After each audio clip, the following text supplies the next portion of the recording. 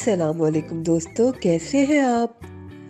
آج میں آپ کو خالد کی کہانی سناتی ہوں۔ ایک دن خالد اپنے خیمے سے باہر نکلا تو خالد نے ایک خرگوش دیکھا۔ خرگوش گاجر کھا رہا تھا۔ خرگوش خالد کو دیکھ کر بہت خوش ہوا۔ خالد نے خرگوش کو خربوزہ بھی دیا اور خرگوش سے خوب پیار کیا۔ پیارے بچوں، خرگوش، خربوزہ اور خیمہ کے شروع کی آواز خ ہے۔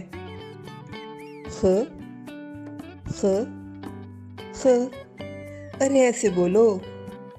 خ خ خ، میرے ساتھ مل کر بولو نا۔ خ خ خ، آؤ کچھ پڑھتے ہیں۔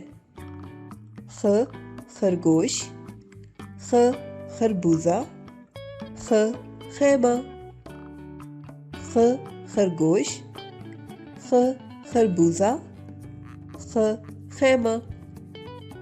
خ خرگوش، خ خربوزہ، خ خیمہ۔